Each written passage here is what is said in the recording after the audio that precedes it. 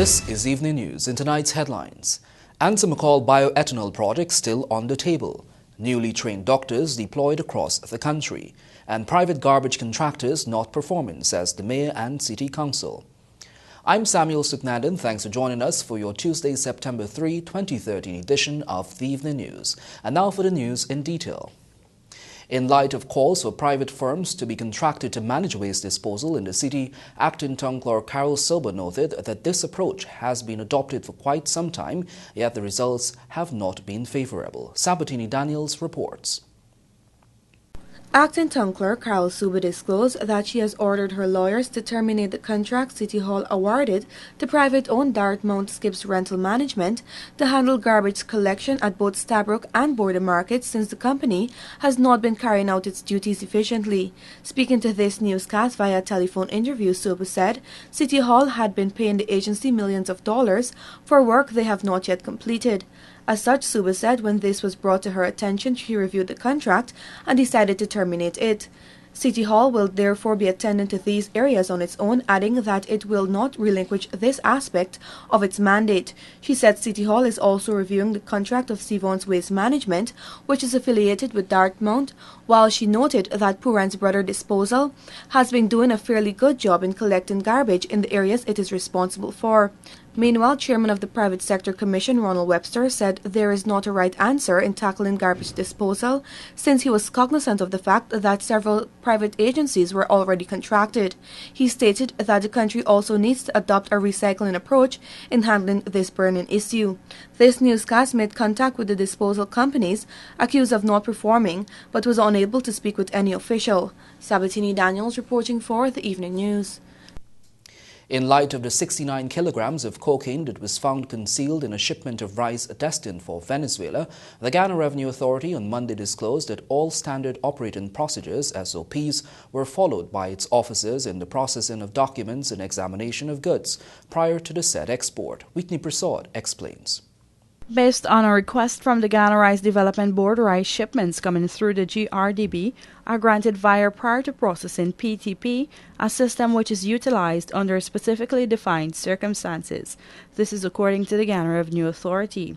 The GRNS statement said that in accordance with the standard operating procedures, the GRDB would apply to ship on behalf of the exporter prior to processing of the Customs Declarations Form C72.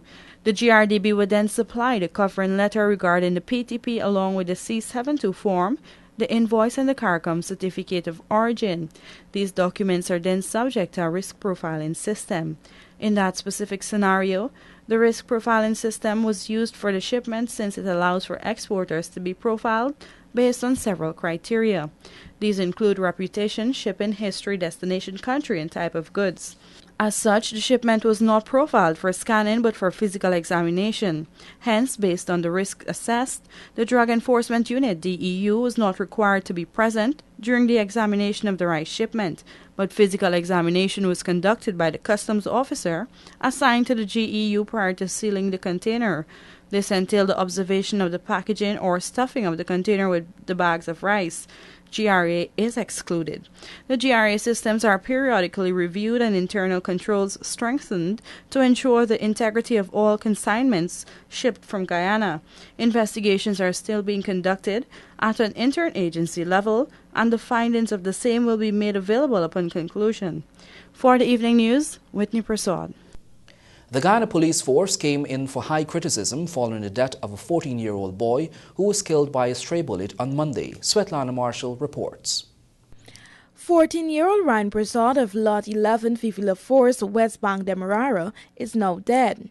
He was killed by a stray bullet on Monday, an incident that could have been prevented had the Wales police station responded to numerous complaints lodged earlier that day. According to a close family friend, Feroz Hussein, the teen was shot in his back at approximately 16 hours from a bullet discharged from the other side of the river. He was standing in front of his residence at the time. Me and his wife went catching shrimps on the road, right, by the dam. So he went coming out the same time through the gate. So while he's coming through the gate now, he had a slingshot in his hand, so he was catch board and thing, right? So when he go across now on the road, he says something knocking him back. He run across to the bridge now. He said, come check this thing, come check this thing. Let me see you fall on the bridge, right? So when he fall on the bridge now, he started bleeding him out. So when he start bleeding out in nose, right? Me had to start hollering for people, and then people start come out. Prasad was immediately rushed to the West Demerara Regional Hospital, but succumbed minutes after his arrival in the X-ray room. The teen's father, Vishnu Prasad, said approximately 2 weeks ago, complaints were lodged at the Wills police station concerning indiscriminate shooting in the area by persons practicing to use their firearms. The act had ceased but recommenced on Monday. Normally, the man does their practice over the river there, so with high-power rifle. And a few weeks ago, the shooter knocked on my house, and me go and make a report at the station. And they come and investigate the matter. After that, the man them not shoot back. But 2 weeks ago, me the home there, my son said, Daddy, it look like a bullet knocked that shit up. Me say, bye, me laugh it. Because it sung to me like a comedy.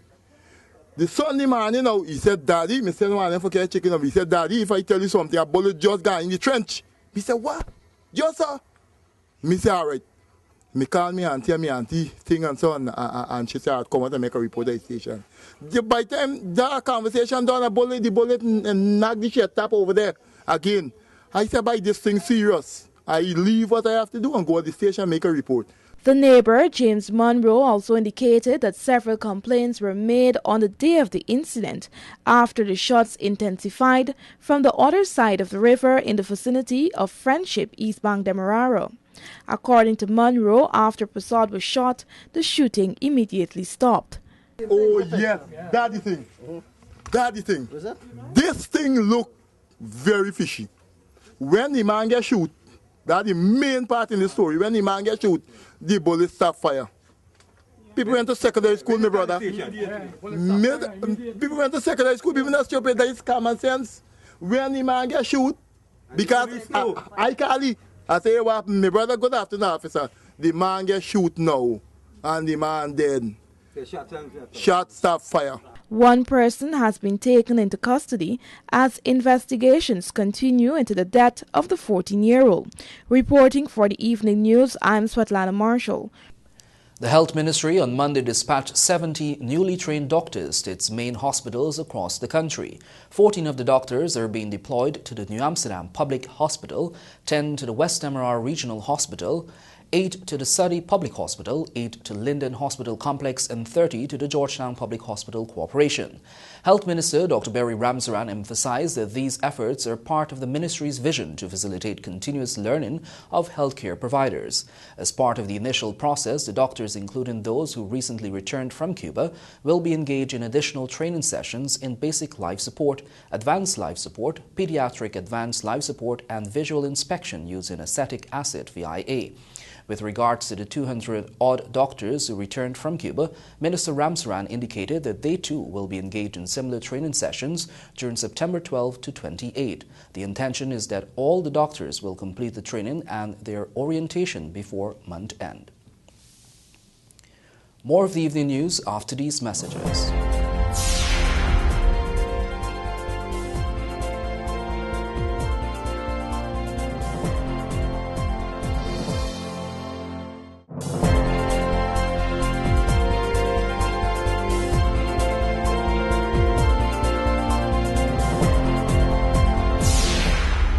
Welcome back. If you've just joined us, you're watching the Evening News.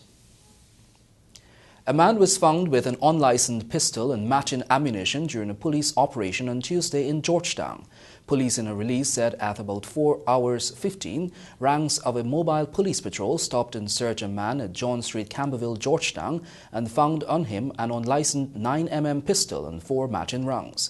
He was arrested and is in police custody assisting with the investigations. Reports that ANSEMACAL shelved its US $300 million bioethanol project in the Kanji Basin was rebuffed by the government of Ghana, who stated that alternative land will be given to the Trinidadian conglomerate to facilitate the project. Svetlana Marshall has the details in this story.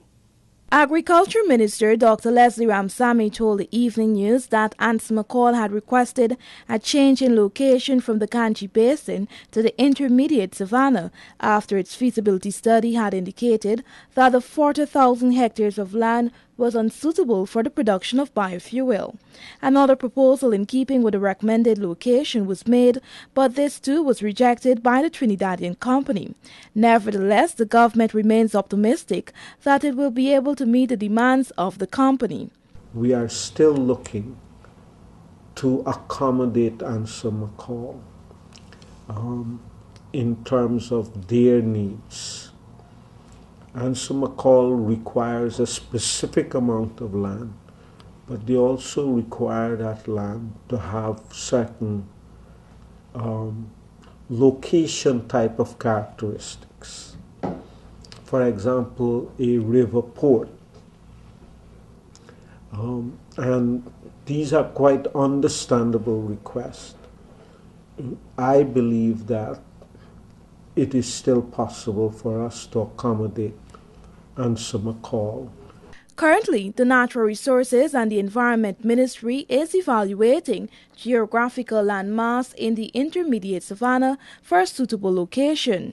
Meanwhile, Dr. Ramsamy said there is a high demand for more than 2 million hectares of land in the Kanji Basin and the intermediate savanna to facilitate large-scale biomass production. However, all of the land is not available for immediate allocation. From a batch of 15 foreign investors, the Agriculture Ministry has signed memorandum of understandings with 4 groups for feasibility studies to be conducted in the Kanji Basin and the intermediate savanna for the production of biofuel through the planting of sugarcane, palm and soya. Santa Fe has proceeded to sign leases. They started with an MOU to develop 10,000 acres. They have not only started production on that 10,000 acres and developed infrastructure such as roads, drainage, irrigation, silo facilities, etc. But they have since decided that the 10,000 acres will be inadequate for their production and have requested an addition of 20,000 acres, which they have been accommodated with. Approximately 2 weeks ago, a group of investors from Malaysia and China inked an agreement to conduct a feasibility study in the Kanji Basin to determine whether it is suitable for the planting of palm tree. The company is hoping to produce palm oil and agrofuel. The investors had requested 50,000 hectares of land, but was allocated 12,000. Reporting for the Evening News, I am Svetlana Marshall. A shortlist containing the names of 7 persons has been revealed for the 2012 Ghana Prize for Literature. The details in this report. The jury of the Ghana Prize for Literature has released a shortlist for the 2012 awards in the various categories of entries. In a release to the media, the University of Ghana said the shortlists and winners were decided by a jury made up of distinguished judges. They were chosen based on their outstanding credentials in the field of literature and academics, among others. In the category of Best Book of Fiction, Roel Johnson topped the list, followed by Chaitram Singh, while those for the Best Book of Poetry went to Cassia Alfonso, Ian McDaniel, and Sais Narayan Prasad. Best Drama went to Harold Bascom and Mosa Matifa Telford, while for the Best First Book of Fiction category, only 1 entry was shortlisted from among those in that category and will be declared the winner. The release said that the winners of the prize will be announced by the chairman of the jury during a special ceremony to be held on September 15 at the Pegasus Hotel. The awards will be presented by President Donald Ramotar. The Ghana Prize for Literature was established in 1987 to provide encouragement for the development of good creative writing among Guyanese in particular and the Caribbean writers in general. For the Evening News, I'm Samuel Sugnandan. Despite criticisms pointing directly to the poor operations of the Skeldon Sugar Factory, Agriculture Minister Dr. Leslie Ramsamy says that the factory's production is encouraging and has improved. Whitney Prasad has more.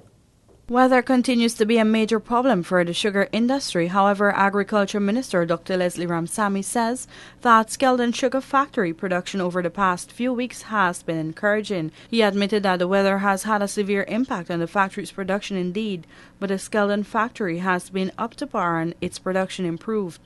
It is definitely in the ranking among the top wet August months in our history.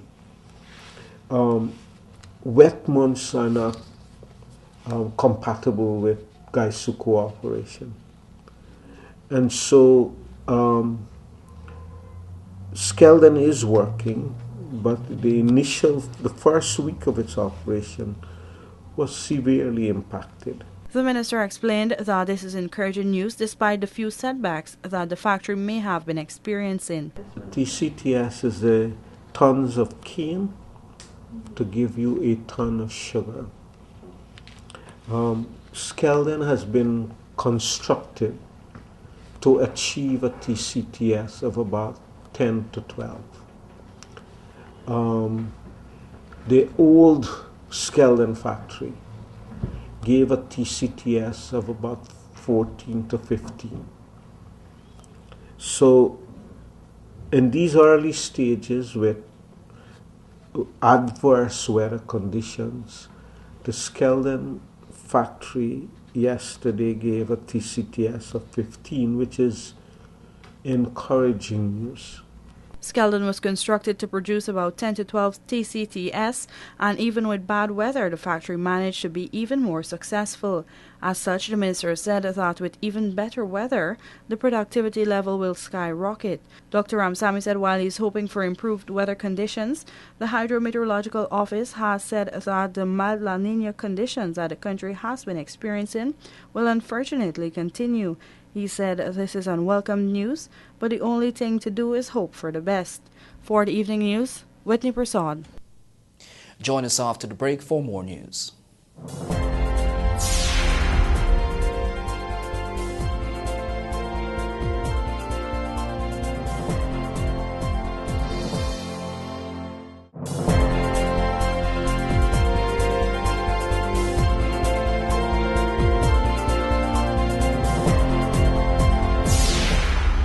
Welcome back. You're watching the evening news. Thousands of house lots are expected to be distributed through the Housing Ministry by the end of this year, with plans to establish a 1,000 homes housing scheme. Sabatini Daniels reports. Housing Minister Irfan Ali says the Housing Ministry is aiming to distribute another 4,000 house lots by the end of the year. Speaking to this newscast recently, Ali said plans are in place to allocate these house lots in regions 3, 4, and 6.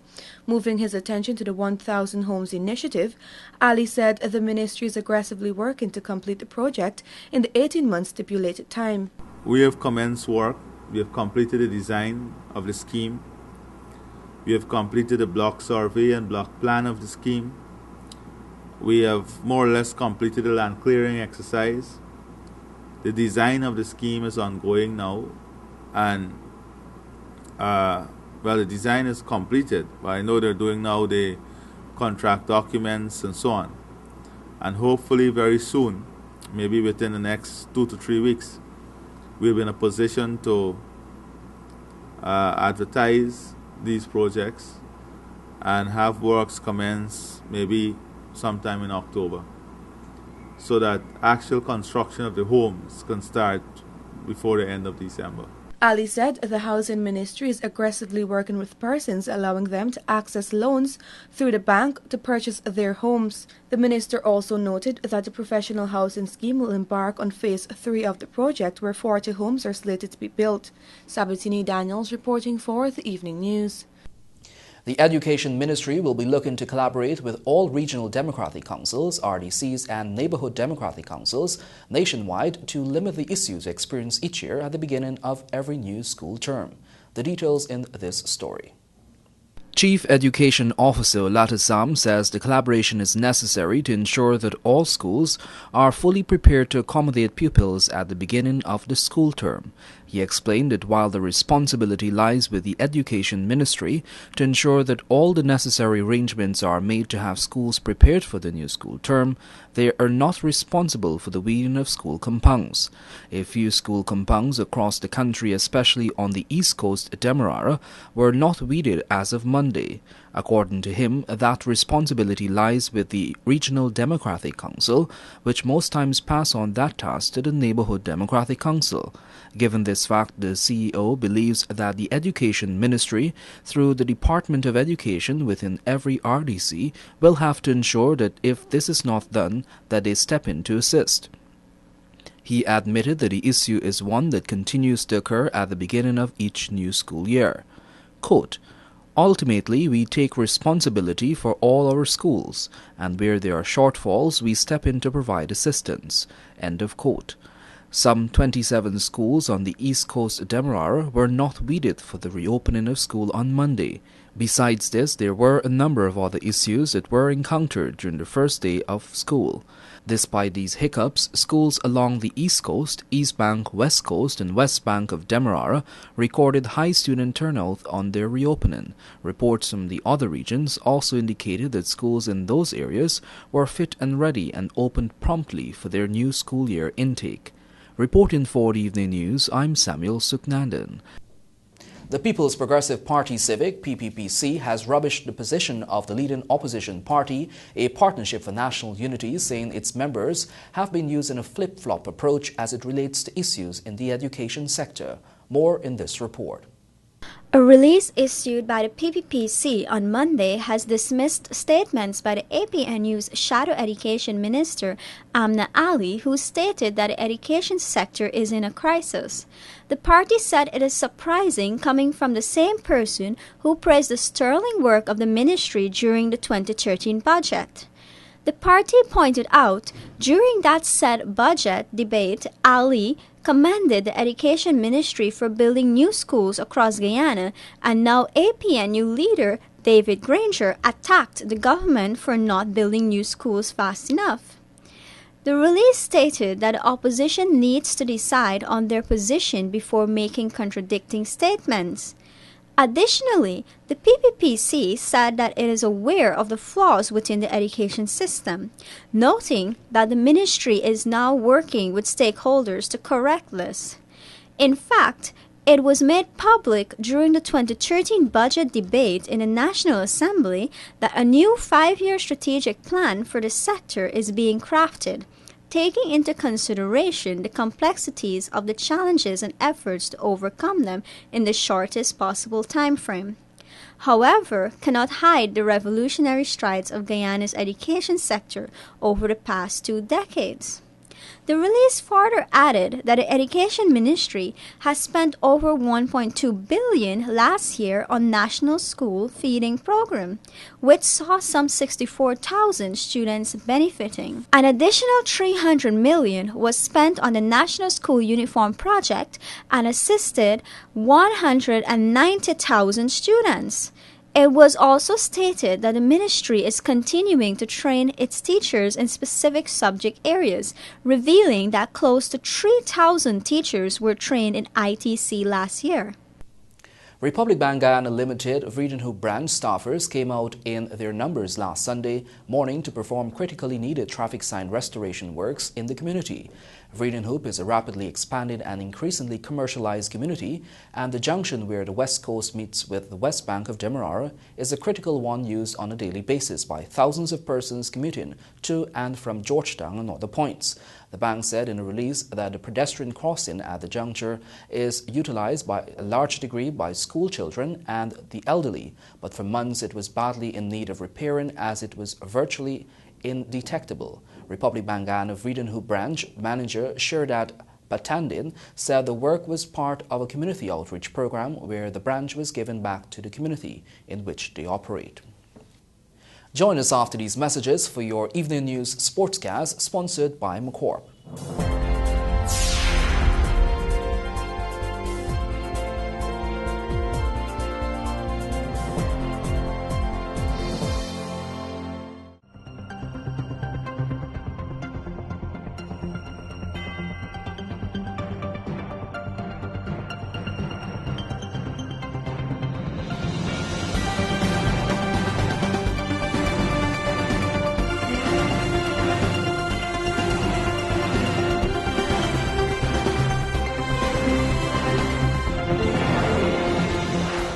Welcome back. And now for a look at sport in the headlines. Financial constraints affecting progress of Karate Dojo. Shoda's coach not surprised by his success, and Shaka Hislop says there is no one way to the top. The second phase of the Guyana Karate College's 100 million dojo at Liliendal is facing a prolonged delay due to the financial constraints. This is according to the Public Relations Office of the college, Wayne Orderson, who spoke to TVG on Tuesday. Rajiv Bisnaut reports. Phase 2 of the project entails the fabrication and erection of the steel frame, and according to Orderson, the execution of the phase has been delayed since the college is not in a position presently to offset the remainder of the expenses. Mid-last year, a $15 million contract for the construction of the frame was awarded. However, the Guyana Karate College has made a down payment of $8 million, but the remainder must be paid in order for the second phase of construction to commence. The metal frame that is being fabricated by Infab for the structure has been completed. That was keeping us back for a bit, but that's now finished, and the responsibility is ours now to complete the payment for this structure, upon which the company will install it on site at Liliendal. Meanwhile, in an effort to generate funding for the completion of the facility, 2 fundraisers have been planned for October and November. All proceedings from the events will go towards the completion of the facility. The delay is a consequence of our fiscal constraints. We are in the process of raising the remaining amount required to pay off for the frame.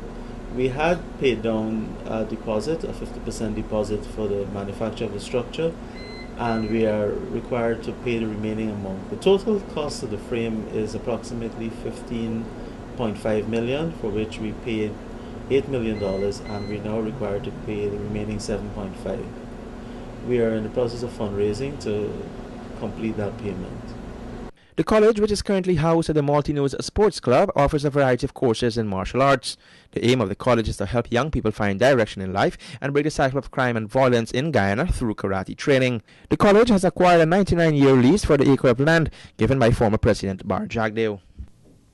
Edgebert Jackson, the coach behind Gomendra Shodas, says he was not at all surprised by his athletes' performance at the World Junior and Sub-Junior Powerlifting Championship in Texas. The 18-year-old Shodas copped gold in the 53 kg class, thereby becoming Guyana's youngest ever world champion in any sport discipline.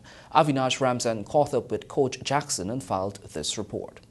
According to Egbert Jackson, who is the lead trainer at the Total Fitness Gym in Quarantine, fitness training is a critical element of his program at the gym, as the focus is on developing strength, speed, power, endurance, and reaction.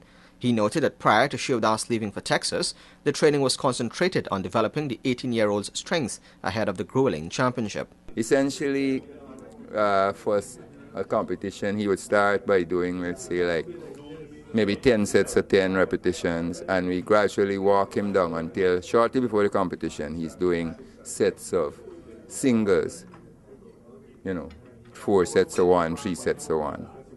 Basically that's it. Of course we watch things like his body weight. We start taking out a lot of maybe fat from the diet, a lot of sugar from the diet, restrict salt, that sort of thing, and basically that's it. Quizzed on his initial reaction upon hearing Shodas had copped the prestigious title, an obviously elated Jackson had this to say. I was not that surprised because we actually plotted it. We actually suspected that, hey, if he is going the way he was going, it was a done deal, right? But, as I always say, although we strongly felt he would win, we were still happy when he won because you can trip just before the tape. And he didn't. He held his nerve. However, Jackson was quick to point out that despite the success of Shivdas and others, local lifters are faced with numerous challenges. Key among them is the lack of support. The biggest hurdle the guys have is the support factor. And as you get higher up the ladder, it becomes crucial because gear, supplements, because they're always improving on the type of gear they wear. They brought out a new rack recently. The guy say it doesn't squeeze you as much, but it gives you more rebound out of the hole. But you have to 30 US for it. So, and if you can't afford that and you go to a competition and you have 2 people of the same ability, the guy who can afford that will get 5-10 pounds more. That's it. Once that's in place, the sky's the limit. Meanwhile, Winston Stobie, who became Guyana's first world champion in the 74 kg M2 class in 2012, said it's imperative that local lifters will attract the attention of the anti-doping bodies and they must be cognizant of the dangers of such transgression. He had a few words of advice for lifters who represent Guyana at regional and international competitions. Stay natural. Stay natural. Just don't try anything that you think is going to give you a boost. Just stay natural. Because we've been doing this a couple of years, being drug tested for every championship we go to and pass each one of them, so without any itches. And you must be proud of that record. Yeah. The penalty for being caught is not just the athlete, it's the country. So I don't think any one of us would want to go down that road just for the glory for ourselves and then push the country into that kind of problem. Right? So I would ask each one of them who are going up there to stay clean. Golden Boy Shivdas is currently basking in the glory of his success. He's set to return to the gym shortly to recommence training ahead of some other upcoming competitions. Trinidad and Tobago goalkeeper Shaka Hislop believes there is no one way to the top, as he advised young aspiring footballers to create opportunities of their own as they hunt the elusive dream. The 44-year-old was in Guyana recently, and TVG caught up with him as he spoke on several topics. Avinash Ramzan joins us again. Born in England, the 44-year-old Hislop moved to Trinidad and Tobago at the tender age of 2, honing his football skills and academic endeavors between the two countries. A graduate of Howard Institute, Hislop said education and sport go hand in hand and is a formula for success, as he can bear testimony to that. He said there are many avenues to the top, and the one he chose was education, as there was little or no opportunity in Trinidad and Tobago for football upliftment during his early days as an aspiring footballer. So there was no real future. So how do you build on that talent? How do you maximize what you achieve from that talent? And for me, it was academics, and I don't think I was particularly bright. I maintain that. What I did do, it's almost a fault of mine now. I feel I have a competitive spirit that's above and beyond most, and I say again without apology, at times it can be an issue, but rather than feel that I was second best or underachieving academically, I applied that competitive spirit to how I studied, to how I applied myself at school. And then similarly, I tried to apply a certain amount of intellect and reasoning to how I played football. Born February 22, 1969, Hislop spent the majority of his career in the top division in England, where he was part of the Newcastle United team, which finished second in the Premier League for 2 successive seasons under Kevin Keegan's first tenure. Before this, he played for Reading, where he was on the losing side in the First Division playoffs. He later played for West Ham United on 2 separate occasions, as well as Portsmouth. Hislop was eligible to play for both England and Trinidad and Tobago. He later played for the England under-21 team and was on the bench for a full international against Chile, but in the end opted to play for Trinidad and Tobago. A dispute with the national team ruled him out of contention for several years, but he returned to play and starred in the country's first ever World Cup appearance in 2006. He is now working for Sport News and Broadcasting Service, ESPN. Remember, you can read about these and other stories in tomorrow's edition of the Ghana Times newspaper, which can be picked up from vendors across the country. When you're not reading our newspaper or watching TVG Channel 28, do tune in to Radio Ghana Inc. on 89.3, 89.5 or 89.7 FM. Your Bridge Reports are next.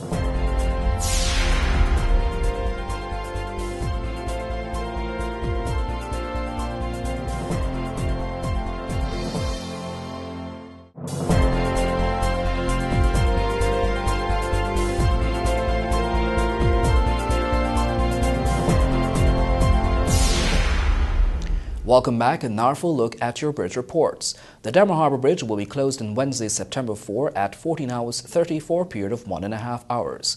And the Berbice River Bridge will be closed on Wednesday, September 4 at 16 hours for a period of 1.5 hours. That's your Tuesday, September 3 edition of the Evening News. I'm Samuel Suknandan. Thanks for joining us.